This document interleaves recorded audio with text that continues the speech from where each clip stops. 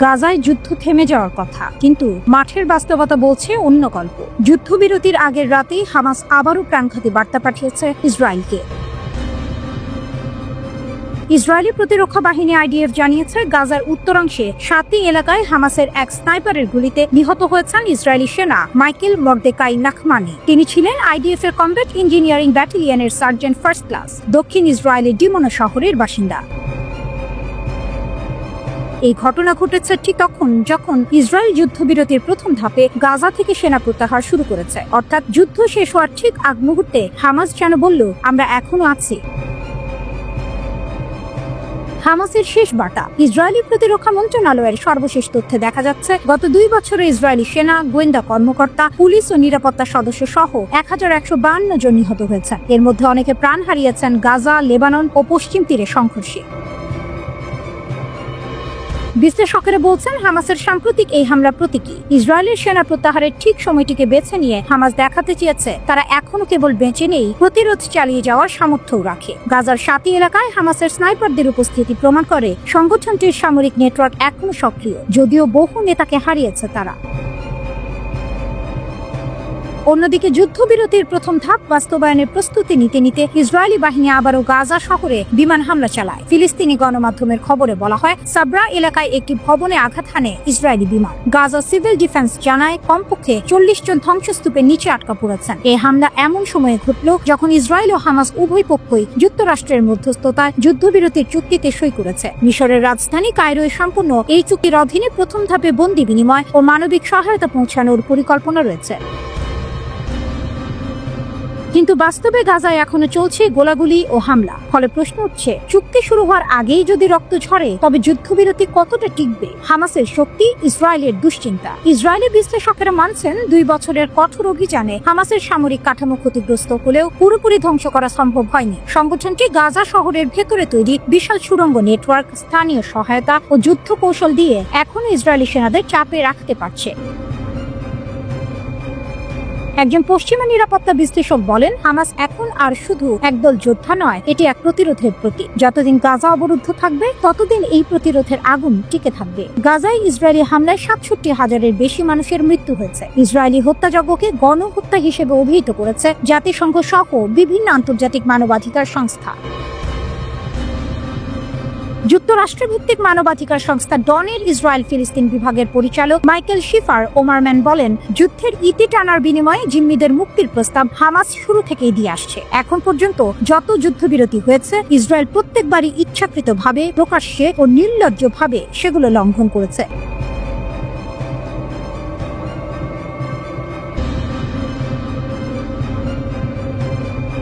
ইরানি ক্ষেপণাস্ত্র পাল্লা থেকে সব সীমা তুলে নিলেন খামেনি। তেহরানের সিদ্ধান্তে কাঁপছে ইসরায়েল। ইরান আবারও দেখিয়ে দিল তাদের প্রতিরক্ষার সিদ্ধান্তে কারো হাত নেই। দেশের সর্বোচ্চ নেতা আয়াতুল্লাহ আলী খামেনি নাকি তুলে নিয়েছেন ক্ষেপণাস্ত্র কর্মসূচির সব সীমাবদ্ধতা। এমন দাবি উঠে এসেছে ইরানের সংসদের ভেতর থেকে। আন্তর্জাতিক সংবাদ মাধ্যম ইরান ইন্টারন্যাশনাল জানিয়েছে, ইরানের সংসদের জাতীয় নিরাপত্তা কমিটির সদস্য আহমেদ বকশায়েদ আরদেস্তানি স্থানীয় এক সংবাদ মাধ্যমে বলেছেন, ইরান তার ক্ষেপণাস্ত্র কর্মসূচি উন্নত করেছে এবং যতটা প্রয়োজন মনে করবে ততটাই উন্নত করবে। তার দাবি অনুযায়ী আগে খামেনি ক্ষেপণাস্ত্রের পাল্লা 2200 কিলোমিটার পর্যন্ত সীমিত রাখার নির্দেশ দিয়েছিলেন, কিন্তু এখন সেই সীমা তুলে নেওয়া হয়েছে। এর মানে ইরানের ক্ষেপণাস্ত্র এখন শুধু মধ্যপ্রাচ্য নয়, ইউরোপের দিকেও তা করে থাকতে পারে।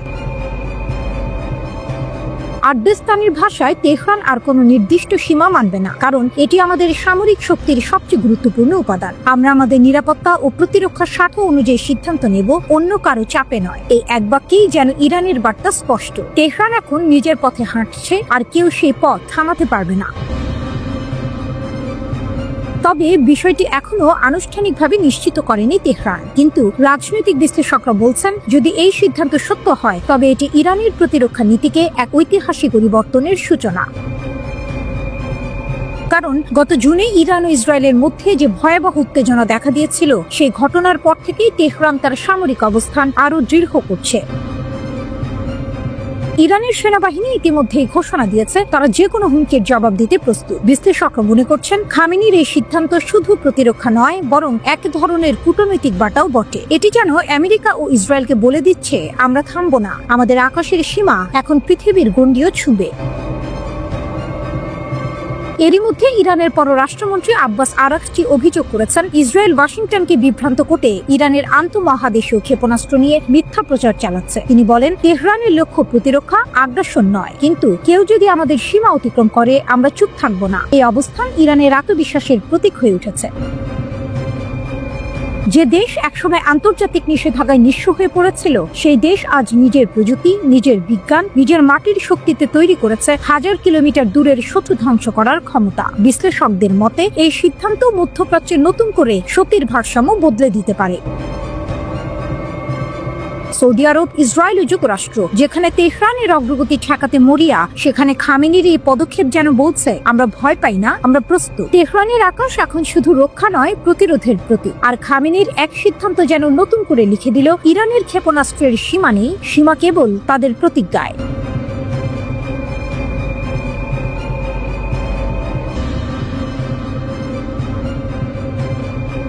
নেতানিয়াহুর সতর্কতা, কিন্তু ইরানের ঘূর্ণিঝড়ে ফিরেছে শক্তির অস্ত্রাগার। 4 মাসেই তেহরানের পুনর্জন্ম। আইআরজিসির ক্ষেপণাস্ত্র প্রস্তুত, ড্রোনের চোখ জেগে আছে আকাশে।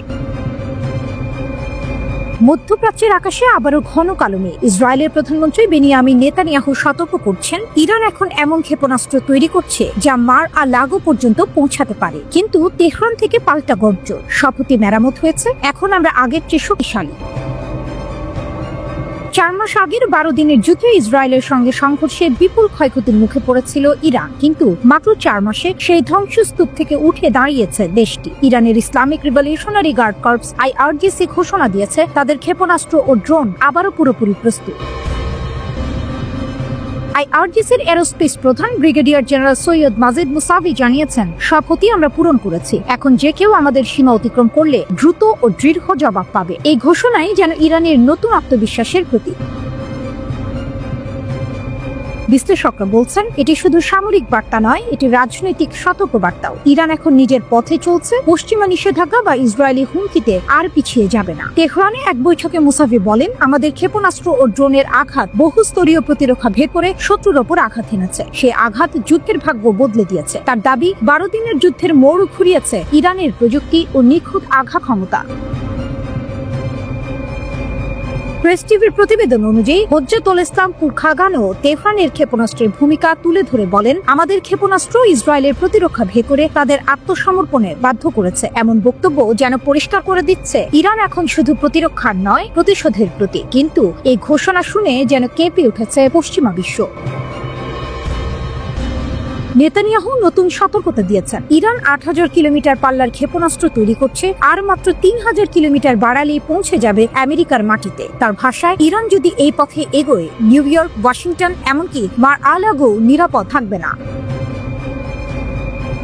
ইসরায়েলি প্রধানমন্ত্রী 6 অক্টোবর এক সাক্ষাৎকারে দাবি করেন, ট্রাম্পের সাহায্যে একসময় ইরানের পারমাণবিক কর্মসূচি থামানো গিয়েছিল, কিন্তু এখন সেটি আবার ফিরে এসেছে আরো শত হয়ে। আর এই মন্তব্যের মধ্যেই যুক্তরাষ্ট্র নতুন করে সামরিক উপস্থিতি বাড়াতে শুরু করেছে মধ্যপ্রাচ্যে। গত সপ্তাহে মার্কিন বিমান বাহিনীর 1 ডজন KC-135 স্ট্র্যাটো ট্যাঙ্কার এবং অন্যান্য রিফুয়েলিং বিমান কাতারের আল উদেইদ ঘাঁটিতে মোতায়েন করা হয়েছে। সবই যেন এক নতুন সংঘর্ষের পূর্বাভাস। তবে তেহরান নীরব নয়।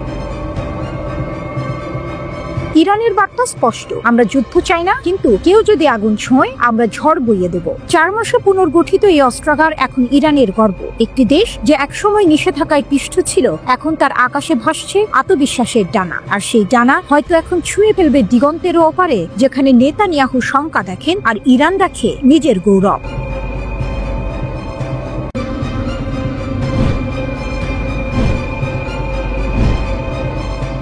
একটি মার্কিন ড্রোনের পতন, আর সেই পতন থেকেই ইরানের উত্থান। যা একসময় ছিল আমেরিকার গর্ব, তাই আজ তেহরানের গোপন শক্তির প্রতীক। 2011 সাল কাশ্মীরের কাছে বিধ্বস্ত হয় মার্কিন যুক্তরাষ্ট্রের এক অত্যাধুনিক গোপন ড্রোন RQ-170 সেন্টিনেল। খবর ছড়িয়ে পড়ে দ্রুত, কিন্তু এর পেছনের গল্প ছিল আরো চমকপ্রদ। ইরানের বিপ্লবী গার্ড বা আইআরজিসি শুধু সেটিকে উদ্ধারই করেনি, বরং এর সিগন্যাল জ্যাম করে জিপিএস পথভ্রষ্ট করে সেটিকে নিজেদের হাতে নামিয়েছে, এমনটাই জানিয়েছে ওয়াইনেট নিউজ।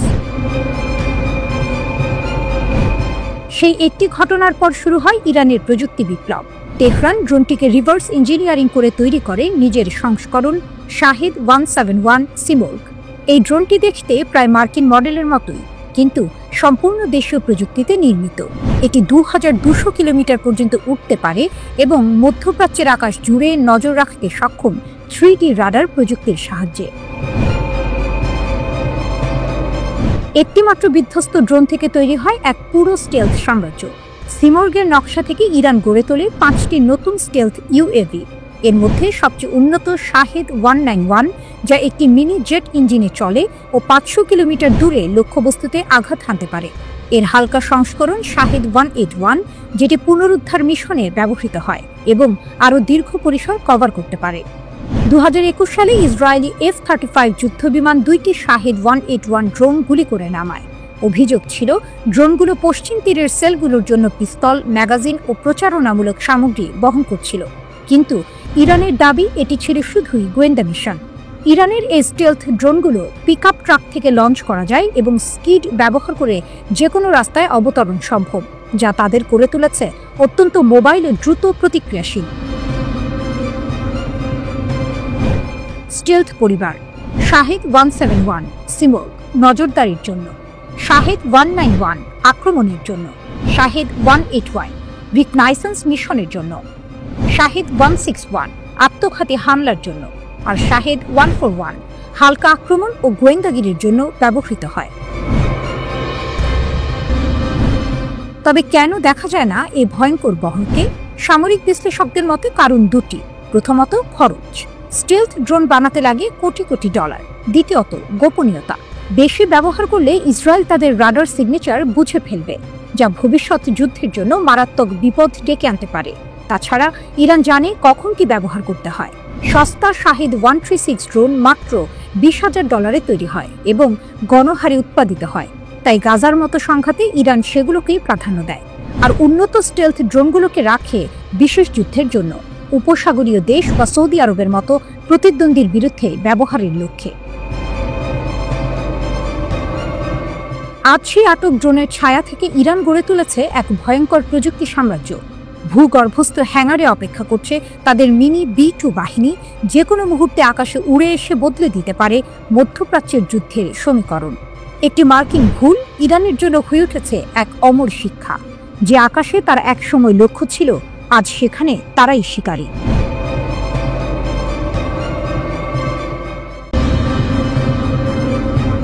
তেহরানে ইরান রাশিয়ার পারমাণবিক বন্ধন আরো গভীর। নতুন চুল্লি, নতুন চুক্তি। ইরান বলছে এই শক্তি যুদ্ধের নয়, উন্নতির। তেহরানের ব্যস্ত কূটনৈতিক দিনপঞ্জিতে বিশেষ এক দিন। ইরানের আণবিক শক্তি সংস্থার প্রধান মোহাম্মদ ইসলামি বৈঠক করলেন রাশিয়ার পারমাণবিক জায়ান্ট রোসাটমের আন্তর্জাতিক বিষয়ক উপমহাপরিচালক নিকোলাই স্পাসকির সঙ্গে। এজেন্ডা একটাই, ইরান রাশিয়ার পারমাণবিক সহযোগিতা আরও এগিয়ে নেয়া। কিন্তু এই বৈঠক শুধু প্রযুক্তিগত নয়, এতে লুকিয়ে আছে এক ভূ রাজনৈতিক বার্তা। যেখানে পশ্চিমা নিষেধাজ্ঞা ইরানের শক্তিকে রুদ্ধ করতে চায়, সেখানে তেহরান মস্কোর হাত ধরে বলছে, আমরা পিছিয়ে পড়ব না। 24 সেপ্টেম্বর ইসলামের মস্কো সফরের পর এই বৈঠক অনুষ্ঠিত হয়। তখনই উভয় দেশ ইরানে ছোট পারমাণবিক বিদ্যুৎ কেন্দ্র নির্মাণে সহযোগিতার জন্য একটি সমঝোতা স্মারক সই করে। এবারের আলোচনায় সেই প্রকল্পগুলোর অগ্রগতি এবং বাস্তবায়নের গতি বাড়ানোর বিষয়েই মূলত জোর দেওয়া হয়েছে। ইরান ও রাশিয়া একসঙ্গে কাজ করছে হরমুজ পারমাণবিক বিদ্যুৎ কেন্দ্র প্রকল্পে, যেখানে 4টি শক্তিশালী 1250 মেগাওয়াট ক্ষমতা সম্পন্ন চুল্লি নির্মাণের পরিকল্পনা রয়েছে। ইসলামের সফরের মাত্র 2 দিন পর দুই দেশই $25 বিলিয়ন এক ঐতিহাসিক চুক্তি সই করে, যা তাদের যৌথ পারমাণবিক যাত্রাকে নতুন উচ্চতায় নিয়ে যায়। এই চুক্তি ইরান রাশিয়ার 20 বছরের কৌশলগত অংশীদারিত্ব চুক্তির অংশ, যা জানুয়ারিতে স্বাক্ষরিত হয়েছিল। রাশিয়ান পার্লামেন্টের নিম্নকক্ষ স্টেট ডুমা ইতিমধ্যেই এই চুক্তিকে অনুমোদন দিয়েছে, যা এখন বাধ্যতামূলক রূপ পেয়েছে। এটি স্পষ্ট বার্তা দিচ্ছে, তেহরান ও মস্কোর সম্পর্ক এখন শুধু বন্ধুত্ব নয়, দীর্ঘমেয়াদী কৌশলগত অংশীদারিত্ব। বৈঠকে আলোচনাকে বিস্তৃত ও ফলপ্রসূ বলে বর্ণনা করেছে ইরানের AEOI। তারা জানিয়েছে উভয় পক্ষই চলমান সহযোগিতার অগ্রগতি পর্যালোচনা করেছে এবং যৌথ প্রকল্পগুলো দ্রুত বাস্তবায়নের উপর জোর দিয়েছে। অর্থাৎ এখন কথার নয়, কাজের পালা। আরও একটি গুরুত্বপূর্ণ সিদ্ধান্ত নেওয়া হয়েছে। রোসাটমের মহাপরিচালক আলেক্সি লিকাসেভ ইরান সফর করবেন। তিনি ব্যক্তিগতভাবে বুশেহর পারমাণবিক বিদ্যুৎ কেন্দ্রের ইউনিট 2 ও 3 এর নির্মাণ অগ্রগতি পর্যবেক্ষণ করবেন। দক্ষিণ ইরানে রাশিয়ার সহযোগিতায় তৈরি এই কেন্দ্র আজ ইরানের শক্তির প্রতীক হয়ে উঠছে। বিশ্লেষকরা বলছেন, এই নতুন অধ্যায় ইরানের জন্য 3টি দিক থেকে তাৎপর্যপূর্ণ। প্রথমত, এটি পশ্চিমা অবরোধের মাঝেও ইরানের প্রযুক্তিগত স্থিতি প্রমাণ করছে। দ্বিতীয়ত, এটি রাশিয়ার সঙ্গে ইরানের রাজনৈতিক ও কৌশলগত বন্ধনকে আরও দৃঢ় করছে। তৃতীয়ত, এটি ইরানের শক্তি নীতিতে স্বনির্ভরতা ও প্রতিরোধ এর দর্শনকে নতুনভাবে প্রতিষ্ঠা করছে। ইরান বারবার বলছে তাদের পারমাণবিক কর্মসূচি সম্পূর্ণ শান্তিপূর্ণ উদ্দেশ্যে, কিন্তু এই শান্তি যেন এক দৃঢ় শক্তির মধ্যেই নিহিত, যেখানে প্রতিটি চুল্লি শুধু বিদ্যুতের উৎস নয়, বরং ইরানের আত্মনির্ভরতার আগুন। পশ্চিম যখন চাপ বাড়ায়, ইরান তখন প্রযুক্তির আলোয় পথ খোঁজে। তেহরান এখন বার্তা দিচ্ছে, পারমাণবিক শক্তি আমাদের অধিকার আর সহযোগিতা আমাদের উত্তর। উপসাগরে যুদ্ধের গল্প। ইরান বলছে, আমাদের জাহাজে ছোঁয়ার চেষ্টা করলেই প্রতিশোধ হবে। উপসাগরের বাতাস যেন হঠাৎ ভারী হয়ে উঠেছে। যুক্তরাষ্ট্রের নজর এবার ইরানের তেলবাহী জাহাজগুলোর দিকে, আর তাতেই তেহরান জারি করেছে কঠোর হুঁশিয়ারি। আমাদের জাহাজে হাত দিলে সঙ্গে সঙ্গে জবাব দেওয়া হবে। লেবাননের সংবাদ মাধ্যম আল মায়াদিন জানিয়েছে, ইরান ইতিমধ্যেই যুক্তরাষ্ট্রের সন্দেহজনক সামুদ্রিক নড়াচড়া শনাক্ত করেছে। ওয়াশিংটন নাকি ইরানের তেলবাহী জাহাজ আটকানোর পরিকল্পনা করছে, নামমাত্র অজুহাত নিষেধাজ্ঞা। কিন্তু তেহরান এটিকে দেখছে অর্থনৈতিক যুদ্ধ হিসেবে, যা তাদের বাণিজ্য পথ অস্থিতিশীল করতে চায়। ইরানের বার্তা স্পষ্ট, আমাদের জাহাজ বা জলসীমায় কোনো উস্কানি মানে যুদ্ধ ঘোষণা। ইরানের প্রস্তুতি। ইরানি বিপ্লবী গার্ড IRGC এবং সামরিক নৌবাহিনী ইতিমধ্যেই পারস্য উপসাগর ও ওমান সাগরে সর্বোচ্চ সতর্কতায় আছে। উপসাগরীয় ক্ষেপণাস্ত্র ঘাঁটিগুলো প্রস্তুত রাখা হয়েছে, যেন মার্কিন নৌবহর সীমা অতিক্রম করলেই সঙ্গে সঙ্গে পাল্টা হামলা চালানো যায়। একজন ইরানি সামরিক কর্মকর্তা বলেন, আমাদের ক্ষেপণাস্ত্রগুলো শুধু প্রদর্শনের জন্য নয়, প্রতিটি নৌবন্দরে এখন যুদ্ধের প্রস্তুতি। ইরান আরও সতর্ক করেছে, তার আঞ্চলিক মিত্রদের কেউ যদি যুক্তরাষ্ট্রকে সাহায্য করে ইরানি জাহাজ থামানোর চেষ্টায়, তবে তারও জবাব দেওয়া হবে। ইরান আরও সতর্ক করেছে, তার আঞ্চলিক মিত্রদের কেউ যদি যুক্তরাষ্ট্রকে সাহায্য করে ইরানি জাহাজ থামানোর চেষ্টায়, তবে তারও জবাব দেওয়া হবে। যুক্তরাষ্ট্রের নতুন পরিকল্পনা। বিভিন্ন আন্তর্জাতিক সূত্র বলছে, যুক্তরাষ্ট্র স্ন্যাপব্যাক নিষেধাজ্ঞা এবং প্রলিফারেশন সিকিউরিটি ইনিশিয়েটিভ PSI কাঠামোর আড়ালে ইরানের তেল রপ্তানি রুদ্ধ করার চেষ্টা করছে। তাদের লক্ষ্য ইরানের তেল আয় রোধ করে তেহরানের অর্থনীতি চেপে ধরা। ওয়াশিংটন নাকি সৌদি আরব, সংযুক্ত আরব আমিরাত এবং বাহরাইনকে চাপ দিচ্ছে যেন তারা যুক্তরাষ্ট্রের নেতৃত্বাধীন একটি নৌবাহিনী জোটে যোগ দেয়। কিন্তু আল মায়াদিন বলছে, অনেক আঞ্চলিক দেশ এই অভিযানে যোগ দিতে অনিচ্ছুক, কারণ সবাই জানে ইরানের সঙ্গে সরাসরি সংঘাতে জড়ানো মানে পুরো উপসাগরকে আগুনে পরিণত করা। ইরানের শক্তি ও বার্তা। ইরানের নৌ ক্ষমতা এখন আগের যে কোনো সময়ের চেয়ে বেশি। আধুনিক ড্রোন, জাহাজ বিধ্বংসী ক্ষেপণাস্ত্র ও সমুদ্রভিত্তিক রাডার সিস্টেম দিয়ে তেহরান তৈরি করেছে এক অদৃশ্য ঢাল, যা পারস্য উপসাগরের ওপর ছায়া ফেলেছে। তেহরান বলছে, আমাদের জাহাজ শুধু তেল বহন করে না, তারা ইরানের মর্যাদাও বহন করে। যারা তা থামাতে চাইবে তাদের মুখোমুখি হতে হবে ইরানের লোহার মুষ্টির। বিশ্লেষকরা বলছেন, এটি কেবল তেল পরিবহন নিয়ে টানাপোড়েন নয়, এটি আসলে শক্তি প্রদর্শনের নতুন অধ্যায়। যুক্তরাষ্ট্র দেখাতে চায় সে এখনো উপসাগরের প্রভু, আর ইরান প্রমাণ করতে চায় এই সমুদ্র এখন তার প্রতিরোধের দুর্গ। যখন মার্কিন যুদ্ধজাহাজ এগিয়ে আসছে, তখন পারস্য উপসাগরের প্রতিটি ঢেউ যেন ইরানের কণ্ঠে ফিসফিস করে বলছে, আমাদের সমুদ্র, আমাদের সার্বভৌমত্ব, কেউ ছুঁয়ে দেখার সাহস করো না। এ যেন নিঃশব্দ এক যুদ্ধের প্রান্তনে, যেখানে এক পাশে মার্কিন নিষেধাজ্ঞা আর অন্য পাশে ইরানের অদম্য আত্মসম্মান। কে জিতবে এই লড়াই? এখন তা নির্ভর করছে কে আগে গুলি চালায় সেই উত্তপ্ত সমুদ্রের বুকে।